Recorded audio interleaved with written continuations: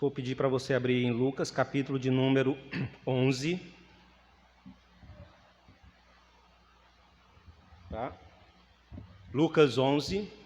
Nós vamos ler do 14 até o 36. É um texto extenso, certo? Mas nós vamos tratar de todo ele hoje, certo? E antes de começarmos, eu queria dizer assim, os irmãos notaram que nós passamos 45 dias, né, sem ministrarmos no livro de Lucas. Alguém notou isso? Todo domingo eu trazia uma reflexão diferente, uma reflexão temática, uma coisa e tal. Por que isso, irmãos? Porque todas as vezes que eu ia me deparar com esse texto, estudar o texto, produzir alguma coisa com o texto junto com as linhas de estudos, comentários que eu tinha, direcionava o texto para uma coisa que estava ali, né? Está muito presente ali, mas aquilo de certa forma me incomodava.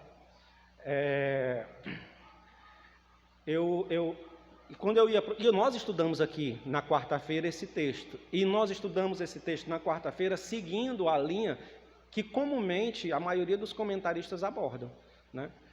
Uma linha que olha para esse texto como uma espécie de batalha, né, espiritual, uma guerra espiritual, as forças opressoras da maldade, né, e o poder libertador de Jesus sobre a opressão. Mas aquilo me parecia que tinha algo mais. Então eu fui insistindo, lendo o texto, relendo o texto, relendo, tentando olhar, conversando com o Senhor. E eu trouxe hoje aos irmãos uma abordagem sobre esse texto, que ela não vai seguir essa linha de batalha espiritual, né? Então, eu quero que você fique atento para as coisas que nós vamos dizer, tá certo? Qual é o título da nossa reflexão? O título da nossa reflexão é Projetos de poder, projetos de domínio e de opressão são frustrados diante do Evangelho de nosso Senhor Jesus Cristo. Leiamos o texto, Lucas 11, 14 a 36, diz assim: E estava ele expulsando um demônio, o qual era mudo. E aconteceu que, saindo o demônio, o mudo falou, e maravilhou-se a multidão. Mas alguns deles diziam: Ele expulsa os demônios por Beelzebu, príncipe dos demônios. E outros, tentando-o, pediam-lhe um sinal do céu. Mas, conhecendo ele os seus pensamentos, disse-lhe: Todo reino dividido contra si mesmo será assolado, e a casa dividida contra si mesma cairá. E se também Satanás está dividido contra si mesmo, como subsistirá o seu reino?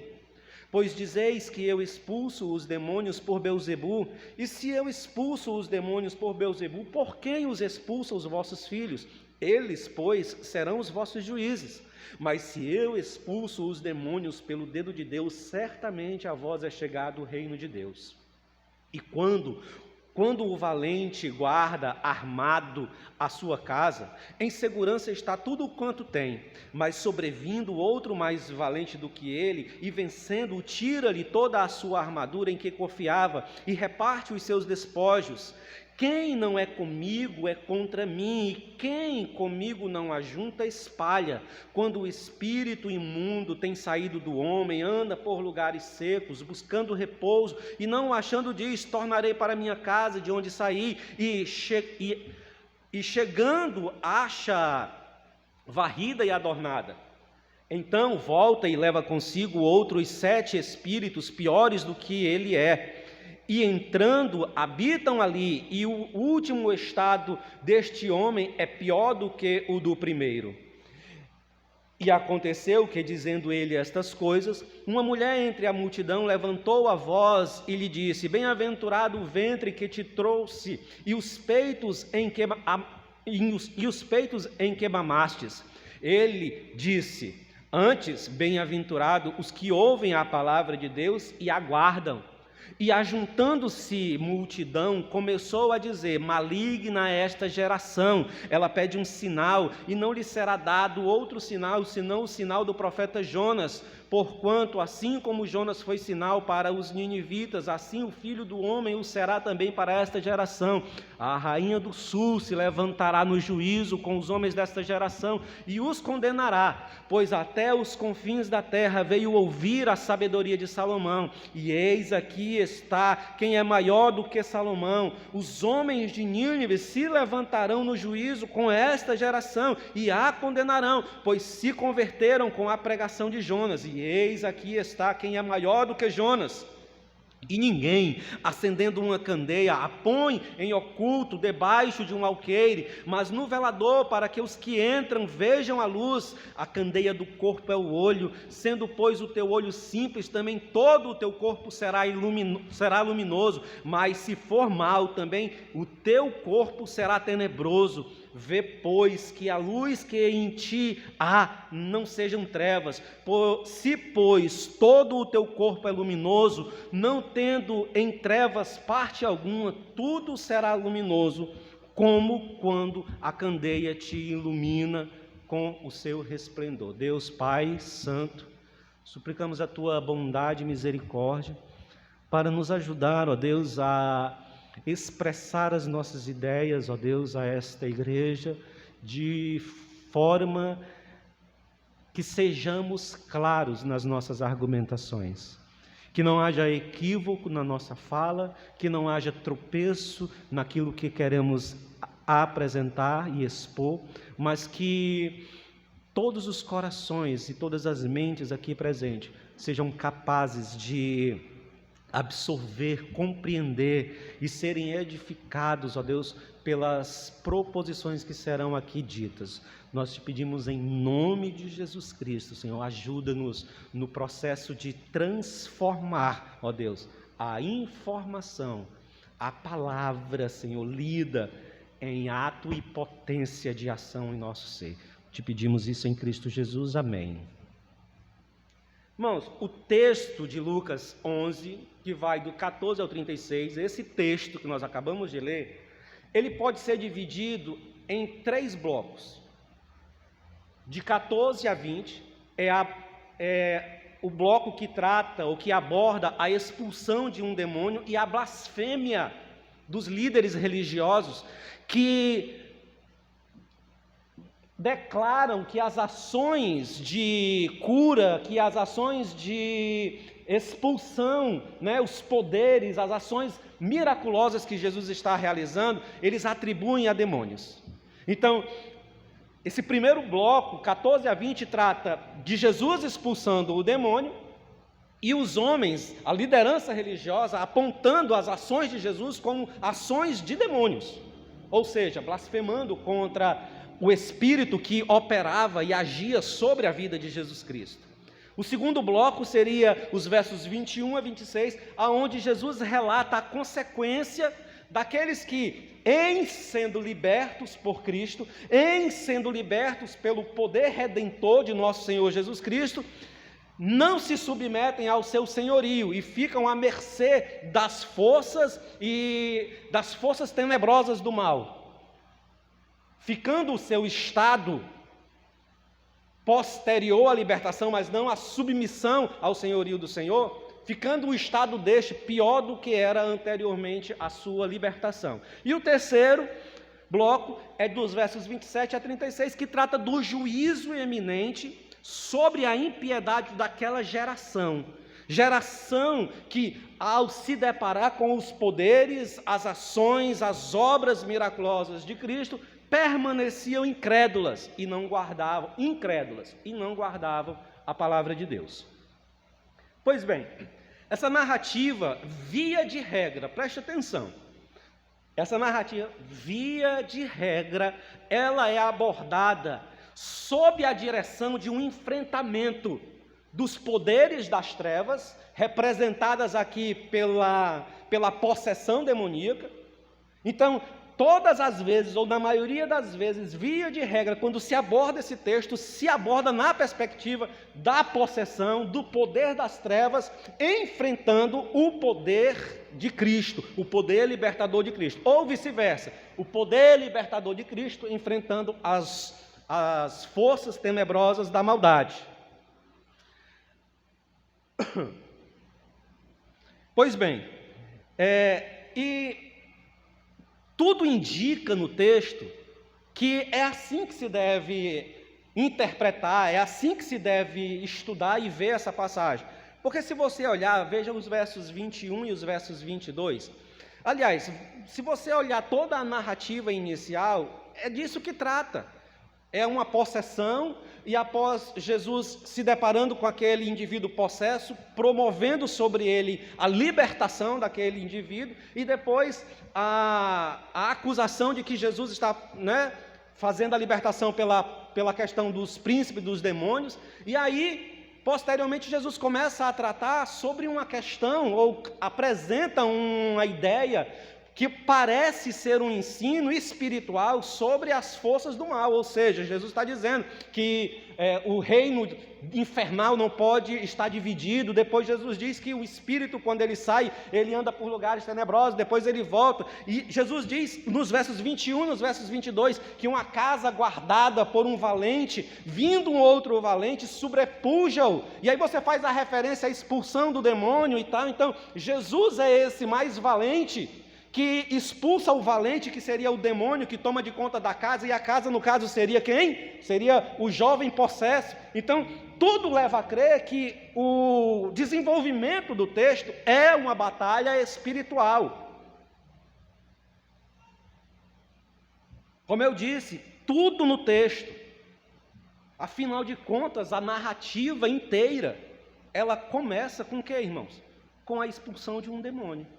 É a expulsão do demônio que promove, que gera, que desperta todo o resto da narrativa, sim ou não? Entretanto, irmãos, eu gostaria de propor para os irmãos, não uma reflexão nesta perspectiva, mas uma reflexão que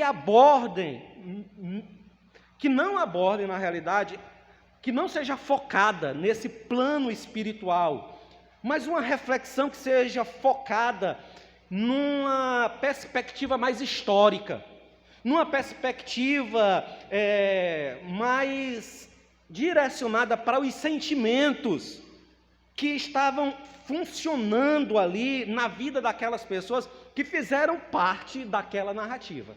Então, o nosso olhar para o texto se voltará não para uma batalha espiritual, mas o nosso olhar se voltará para identificar os sentimentos, o que era que estava no coração das pessoas que fizeram parte, que estiveram presentes para a formação dessa narrativa. Está dando para entender? E aí, a partir desse olhar, nós vamos buscar algumas lições, praticamente 2 lições, para a nossa vida cotidiana. E aí, irmãos, para a gente fazer esse olhar mais histórico do texto, eu queria apresentar especificamente 3 versículos dessa narrativa. 3 versículos. E quais seriam esses versículos? O verso de número 23. Fique só com sua Bíblia aberta, nós vamos ler. O verso de número 23. E por que o verso de número 23? Porque, ao meu ver, o verso de número 23 é o texto central dessa narrativa. Ao meu ver, quando eu leio o verso central de toda essa narrativa, é o verso 23, você vai entender o que eu quero dizer. E somado-se a ele, por quê, irmãos?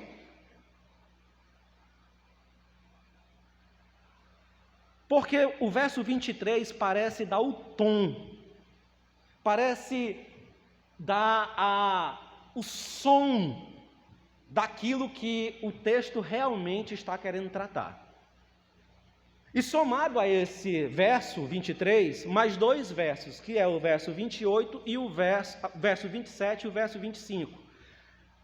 A fim de que possamos olhar esse texto e nos apropriarmos de uma perspectiva mais próxima daquilo que realmente estava acontecendo ali.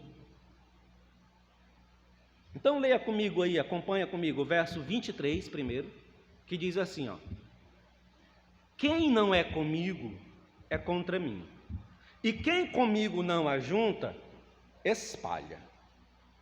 Esse é o verso que dá o tom da narrativa, e eu vou dizer para vocês o porquê.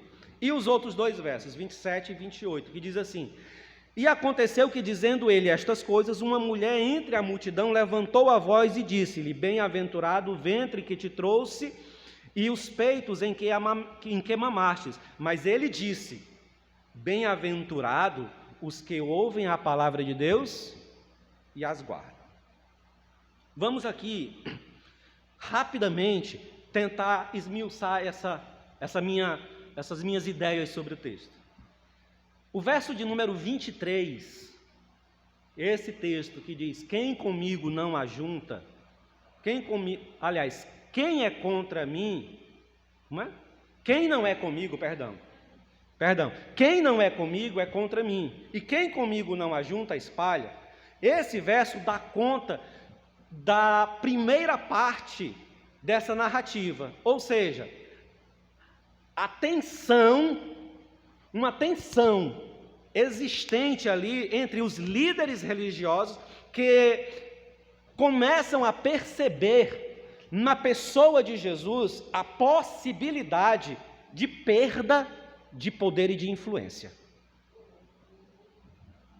Eles olham para Jesus, veem Jesus crescendo no seu ministério, desenvolvendo o seu ministério, arrebanhando pessoas, e veem Jesus operando maravilhas e milagres, e eles não podem o quê? Eles não podem negar os milagres que são realizados. Não dá para negar que Jesus realiza coisas sobrenaturais.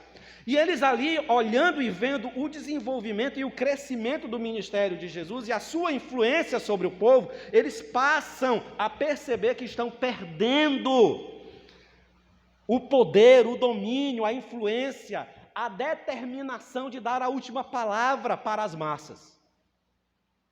Então, o verso 23 trata disso, porque é nesse momento, quando Jesus diz assim: quem não é comigo, ou quem comigo não ajunta, espalha. O que Jesus está dizendo literalmente, é que todos os líderes religiosos que estão se opondo ao seu ministério, que estão se colocando em oposição ao seu ministério, nada tem a ver com ele. E não estando com ele, não estando ao lado dele, ao invés de ajuntarem, eles espalham. Então o enfrentamento aqui é contra a liderança religiosa. O enfrentamento aqui não é contra as forças tenebrosas da maldade, as forças de possessão. Jesus não está direcionando essa palavra fazendo referências a um demônio.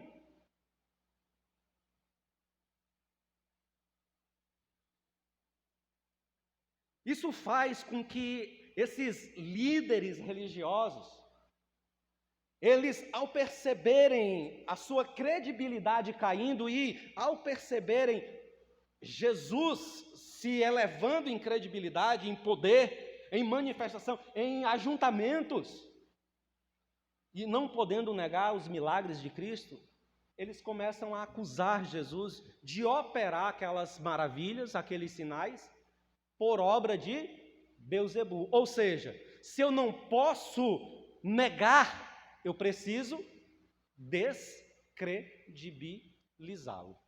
Se eu descredibilizo, então eu retomo o poder, eu retomo a direção das coisas.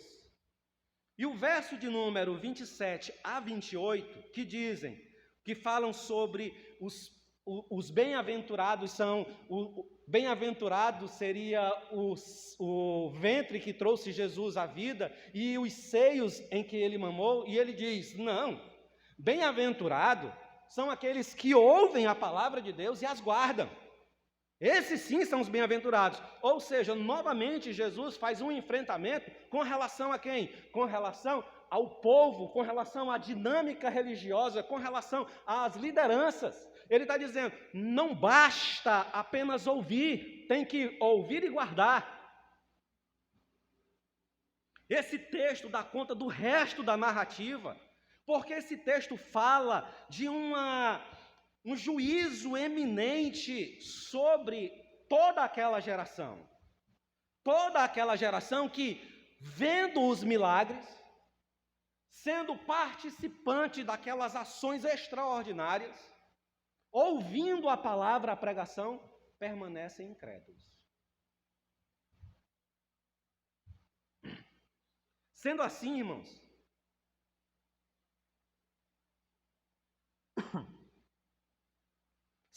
essa geração que observa os milagres, que ouve a mensagem, que ouve a pregação, são testemunhas das obras inquestionáveis do estabelecimento do reino de Deus, como aponta o verso 20. Jesus diz, se de fato pelo dedo de Deus eu expulso os demônios, então é chegado entre vós o reino de Deus. Então, estes estão diante da presença do reino de Deus, inquestionáveis. Entretanto, irmãos, os versos 16 e os versos 29 demonstram a postura daquela geração. Jesus diz que, o verso 16 diz que eles pedem um sinal do céu, ou seja, mesmo diante de toda a ação, de todo o poder, de toda a operação, eles ainda desejam algo mais claro, ainda desejam outro sinal. E Jesus, no verso 29, diz assim, e ajuntando-se a multidão, começou a dizer, maligna é esta geração.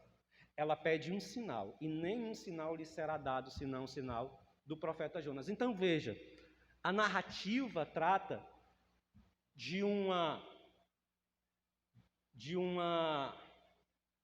enfrentamento, não dos poderes tenebrosos, da possessão, mas de um enfrentamento do poder religioso em relação à influência de Jesus sobre aquela nação. E trata da prática, ou da falta da prática, podemos dizer assim, da palavra de Deus. Ouve-se a palavra, depara-se com as ações extraordinárias, mas permanece incrédulo, permanece sem a alma ser tocada. Nós queremos apenas, ou quando digo nós, me refiro à geração, eles queriam apenas o espetáculo dos milagres. Mostra-nos mais um milagre, mais um milagre, mais um milagre.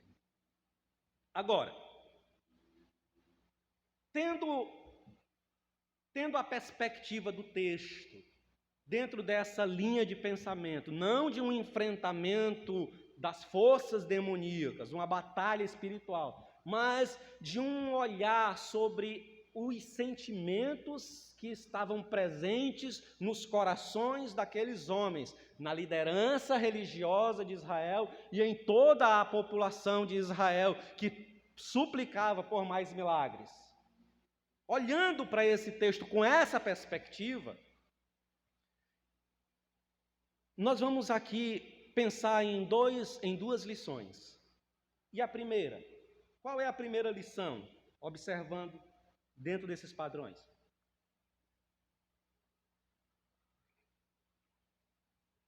E eu quero que você tenha muita atenção nesse primeiro ponto. Ele é o mais extenso e algumas coisas que eu vou dizer aqui talvez choque.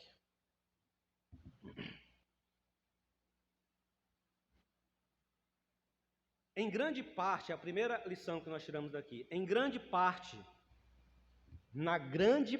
ou num grande espectro do movimento religioso, do status de poder, o status de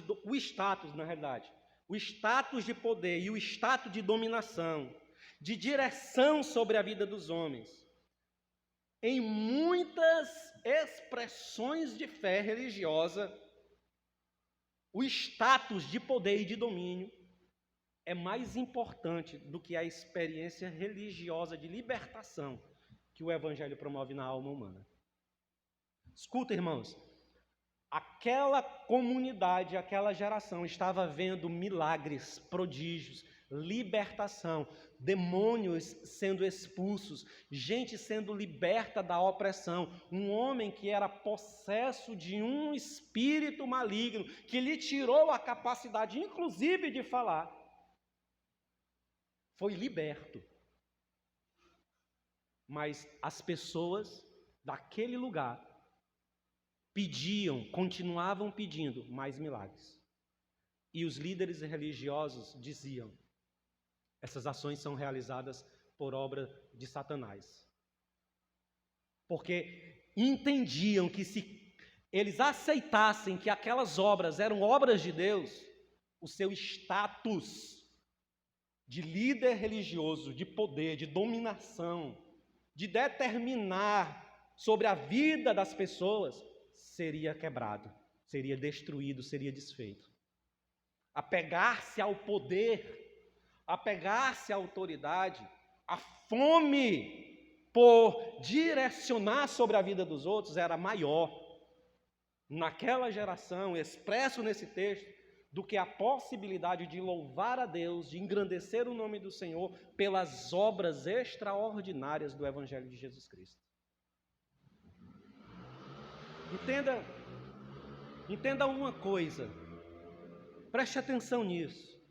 A vida religiosa, a vida de fé, ela é determinada por conceitos, por axiomas que são doutrinários.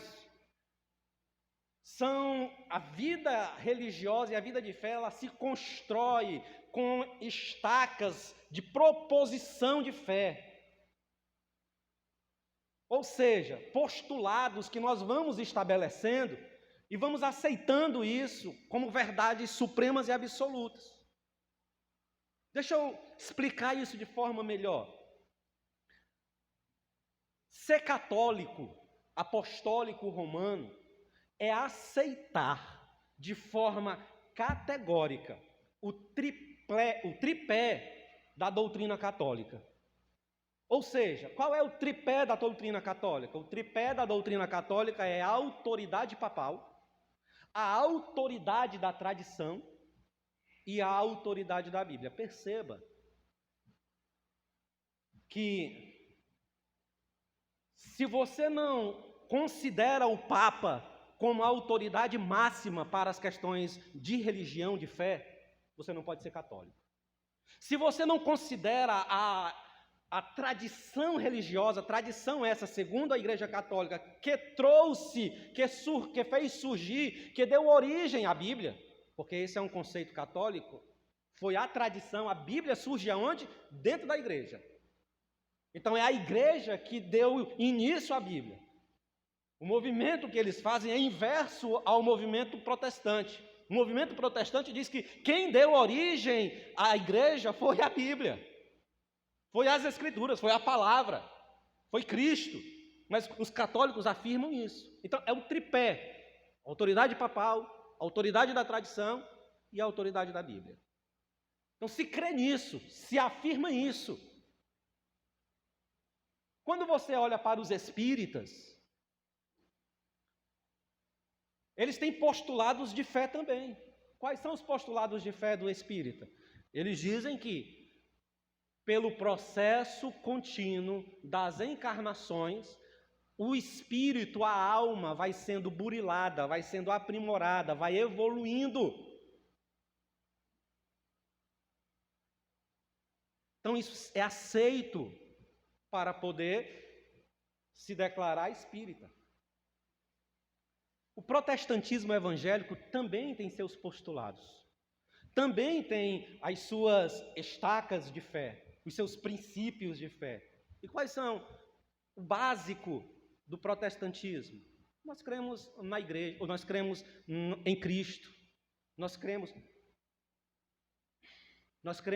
na Bíblia, nós cremos na Santíssima Trindade, nós cremos na salvação, nós cremos na graça. Mas também, irmãos, o protestantismo evangélico tem uma ética unilateral que divide o mundo entre bem e mal. Tem uma ética moral partidarista. Ou seja, os meus postulados, as minhas ideias, as minhas doutrinas, as minhas estacas, elas são a expressão máxima, clara da revelação da vontade de Deus. Os meus postulados, as minhas doutrinas, são as interpretações corretas das Escrituras. É isso que o movimento evangélico protestante possui. Presta atenção, irmãos. Quando postulados de fé, eles se cristalizam, eles se tornam invariáveis, incapazes de serem revistos, remodelados, transformados, reformados. Essa fé deixou de ser uma experiência do Evangelho que liberta para ser um projeto humano de domínio sobre as pessoas. Escuta aqui, irmãos, dia 31 do mês passado, outubro, nós comemoramos 506 anos, não é isso? 506 anos de reforma protestante. Há 506 anos, Lutero protestou contra os princípios axiomáticos do tripé católico. E ao longo desse processo, o protestantismo também foi criando, cristalizando ideias, assim como o catolicismo. Um princípio da reforma que muitas vezes é esquecido é que a reforma, ela sempre deve estar se reformando. Nós sempre precisamos estar revendo conceitos, ideias. Se tais coisas, se tais ideias, se tais entendimentos ainda carregam o poder e a força de promover libertação, de promover edificação. Preste atenção, irmãos, os homens em seus projetos de poder desejam, porque fome de poder é algo inerente ao coração pecaminoso. E os homens em seus projetos de poder, eles desejam dominar, perpetrar o seu poder, a sua influência sobre a vida dos homens, e eles fazem isso de muitas vezes e em muitas maneiras, sob a bandeira da religião. Foi dentro desse contexto de dominação da igreja, da religião, foi dentro desse projeto de poder sob a bandeira da religião que um teórico social disse uma frase que chocou e que é uma espécie de agressão para a igreja, mas faz muito sentido, encaixado dentro desse contexto que eu acabei de vos citar. O nome desse teórico é Karl Marx. Quando ele escreveu a crítica sobre a filosofia do direito de Hegel, ele disse uma frase que choca quando é dita nos ambientes religiosos. Ele diz: a religião é o ópio do povo. Ou seja, quando a religião ela se transforma num projeto de poder e de domínio sobre a vida das pessoas, ela começa a alienar os homens. Ela começa a emburrecer as massas. E ao invés de promover libertação, ao invés de promover glória a Deus, elas promovem domínio sobre a vida das pessoas, cabrecho sobre suas almas. Agora, preste atenção, irmãos, por favor. Preste atenção. Escute o meu argumento. Eu não estou aqui me revoltando contra a religião. Eu não estou aqui me rebelando contra princípios de fé. Eu não estou aqui querendo quebrar postulados já feitos, estabelecidos, que regem, que conduzem a nossa fé e que muitas vezes é o direcionador do nosso culto. Não é isso, não de forma alguma, não é sobre isso que eu estou tratando. O que eu estou falando é da experiência ímpia, da prática ímpia de líderes ou de instituições que se utilizam da fé, da religião, dos princípios para dominar, para oprimir, para se erguer sobre a liberdade do outro, para explorar a alma humana.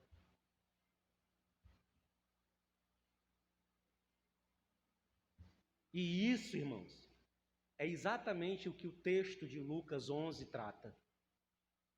Uma liderança religiosa que dominava sobre o povo e que não tinha o mínimo de interesse de perder 1 centímetro de espaço de seu domínio.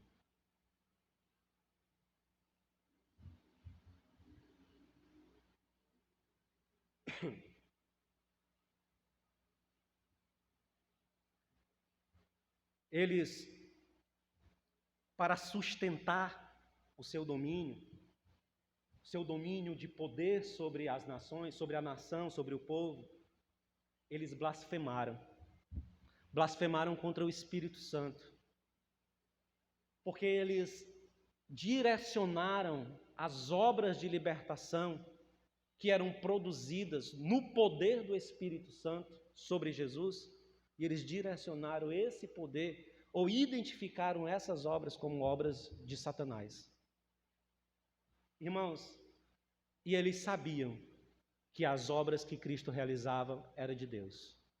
Sabe por quê? Você está com a sua Bíblia aí na mão? Vá lá para João, capítulo de número 3.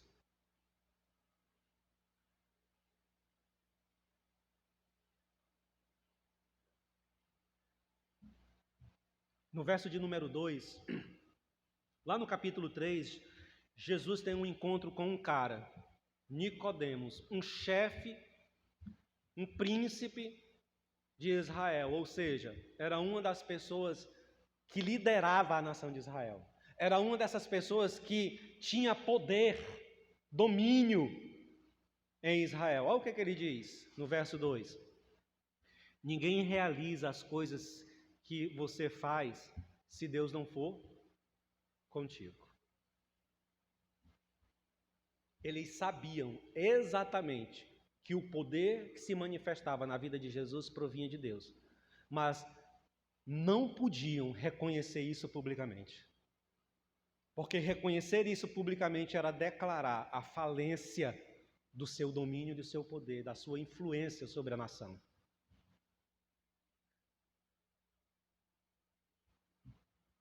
Na tentativa, escuta, irmãos, na tentativa de se agarrar ao poder, de se agarrar ao domínio, de se agarrar ao direito de dar a última palavra sobre as vidas, sobre as massas,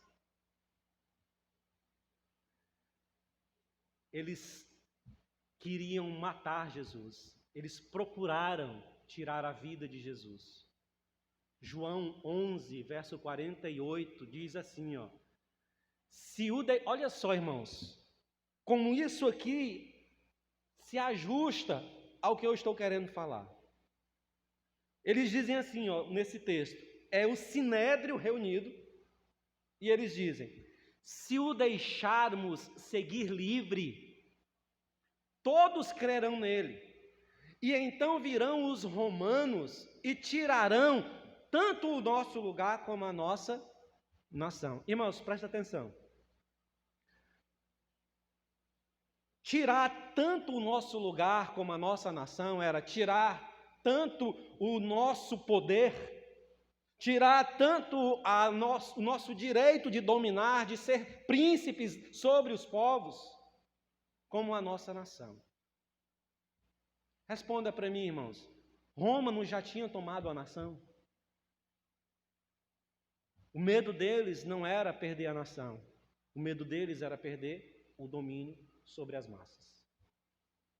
Mateus 12:14 diz: diante disso saíram os fariseus e começaram a conspirar sobre como poderiam matar Jesus. Como poderiam matar Jesus? Na tentativa, irmãos, de se agarrar a um projeto de poder, de domínio, eles foram incrédulos diante das ações miraculosas que Jesus realizou. Milagre não convence ninguém, não converte ninguém. Irmãos, maior milagre ou maior experiência de milagres do que a experiência que a nação de Israel teve ao sair do Egito, eu acho que não tem na Bíblia. Era uma experiência contínua e constante durante 40 anos. Desde o momento da libertação, desde o momento do envio das pragas, desde o momento do caminho no deserto, a nuvem, o mar vermelho, a coluna de fogo, a presença do Senhor na nuvem, a voz de Deus bradando de forma audível ao povo. Milagre sobre milagre, milagre sobre milagre, pedra vertendo água, roupa sobre o corpo sendo preservada, cuidado extremo, milagre sobre milagre. Mas o texto diz que toda aquela geração pereceu no deserto por causa da incredulidade.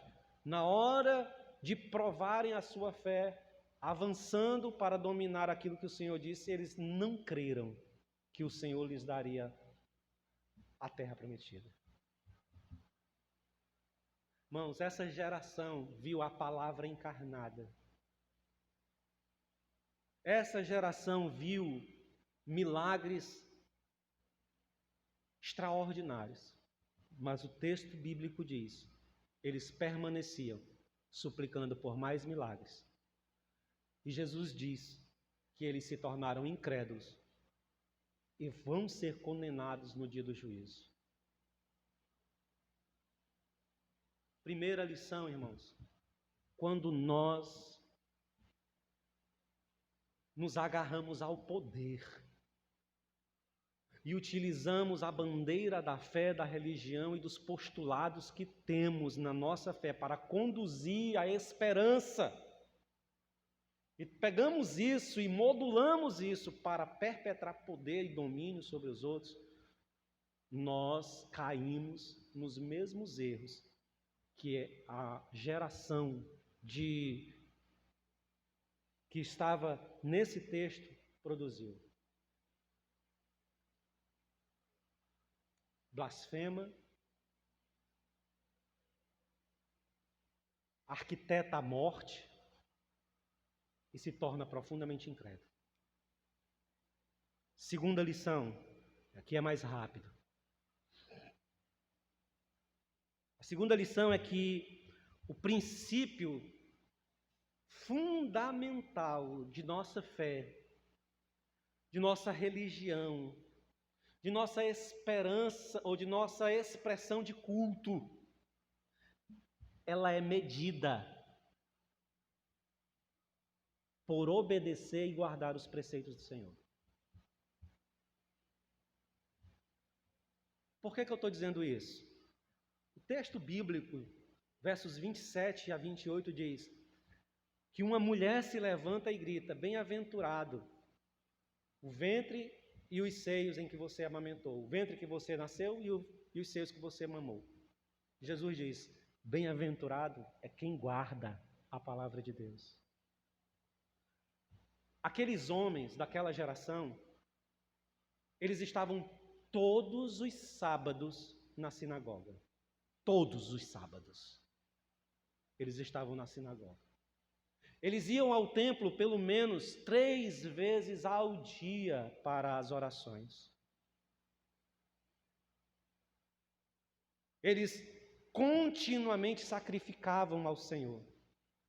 Aquele povo, aquela geração, eles liam os textos sagrados, eles comentavam os textos sagrados entre si, eles faziam cópias dos textos sagrados, eles escreviam comentários sobre os textos sagrados, eles ensinavam os textos sagrados.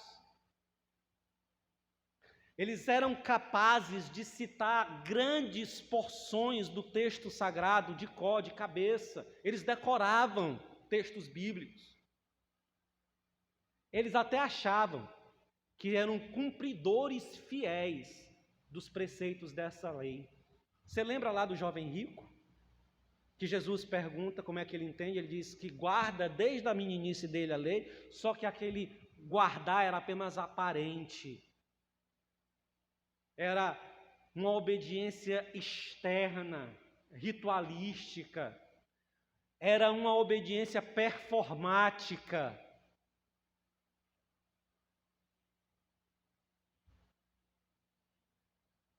Jesus diz claramente, ou mostra claramente que aquele jovem não obedecia nada, mas ele se entendia como obediente. Irmãos, aquela geração algumas deles tinham pedaços do texto bíblico colado nas suas roupas. A relação de culto, de religião, era muito performática, era muito intensa. Estava ali presente, estava ali com eles. A questão, irmãos, é que Jesus olha para aquela geração e diz que eles eram incrédulos. Jesus olha para aquela geração e diz que, apesar do culto todos os sábados, apesar dos comentários, apesar das pregações, apesar de toda a relação litúrgica, performática da fé, eles permaneciam incrédulos, perversos, tomados por um desejo de ver milagres, única e exclusivamente para satisfazer o espetáculo da vida.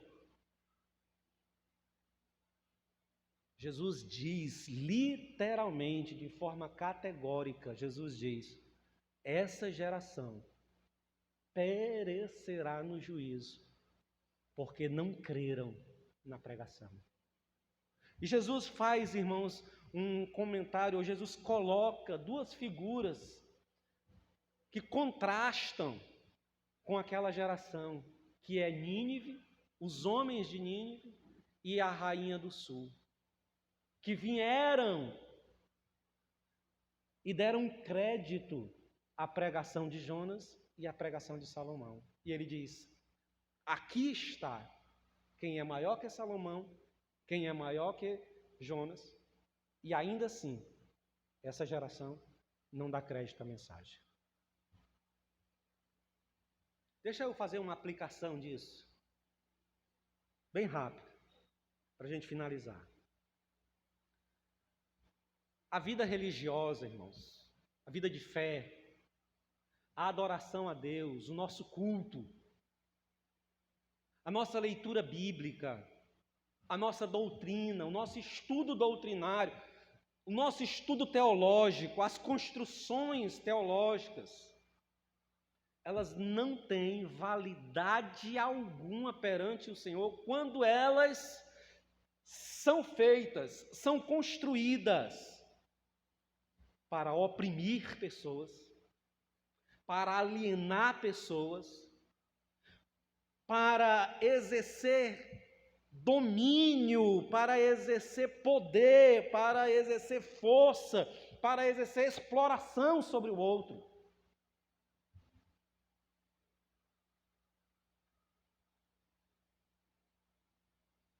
Nada dessas coisas, irmãos, tem validade quando elas são erguidas. As nossas doutrinas, as nossas ideias, os nossos conceitos, as nossas interpretações. Quando essas coisas elas não podem ser revistas, revisitadas, repensadas.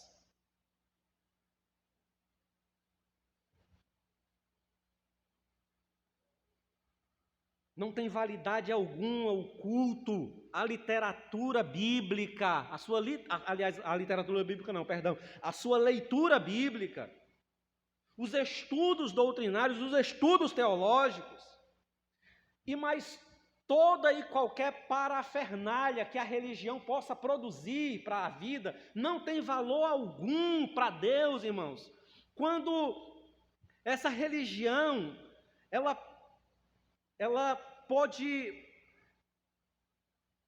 só provê espetáculos.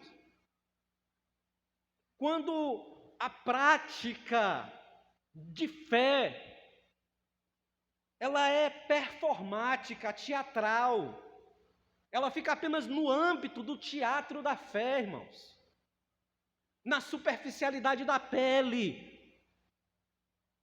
na aparência do rosto, no vestuário. Quando ela não toca a alma, não transforma a vida, não muda a mentalidade, a perspectiva.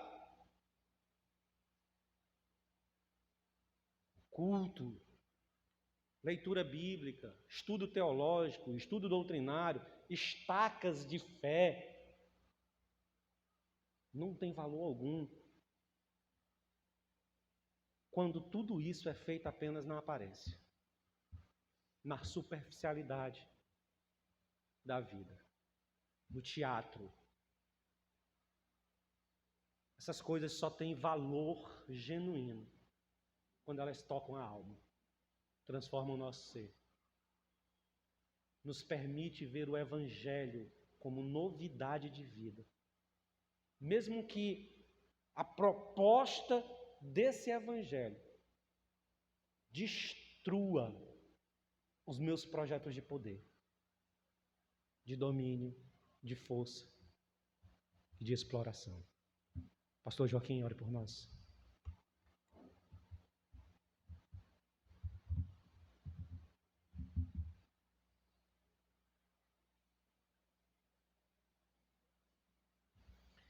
Amém.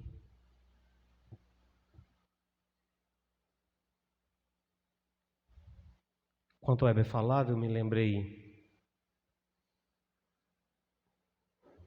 do dia 31 de outubro, né?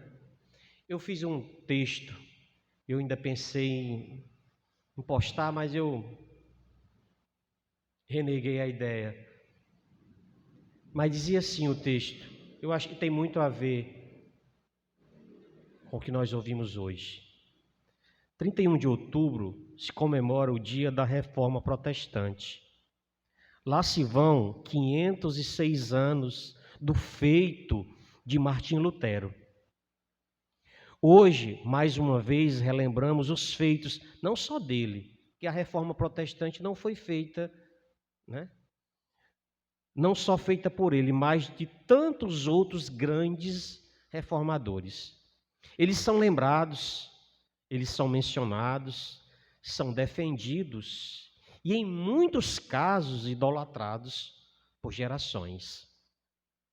Mesmo sendo alvos de muito estudo e debates, em todo o decorrer da história, pouco se percebe, pouco se nota do espírito que esteve sobre esses homens, naqueles que o aplaudem e os defendem com tanta convicção. É uma data especial para a igreja, mas infelizmente temos pouco a celebrar. A cristandade nos nossos dias sabe muito sobre eles, mas desconhece totalmente o espírito que esteve sobre eles. Acho que é muito do que nós ouvimos hoje. Muito conhecimento, pouco espírito. Como o Weber falou, nada produz sem o espírito. Vamos orar. Senhor, nós louvamos a Ti, Senhor, por esse momento, por esta oportunidade de mais uma vez, ó Deus, sermos confrontados pelos os conceitos que foram estabelecidos, que são vividos e evidenciados sem questionamentos, sem perguntarmos o que eles têm de fato mudado a nossa essência, mudado o nosso caráter e mudado o nosso ser. Pedimos em nome de Jesus que os nossos olhos sejam abertos, os nossos ouvidos, ó Deus, atentos àquilo que é dito, àquilo que é propagado, àquilo que é exposto. Ó Deus, para a glória e o louvor do Teu nome. Despede-nos em paz para os nossos lares, nos ajuda e nos abençoa, porque tudo isso nós oramos no poder, na virtude do nome precioso de Jesus, e que o amor de Deus, a graça salvífica, as consolações do Santo Espírito esteja com os meus irmãos, esta comunidade e a igreja espalhada na face da terra, e aqueles que creirão dizer amém.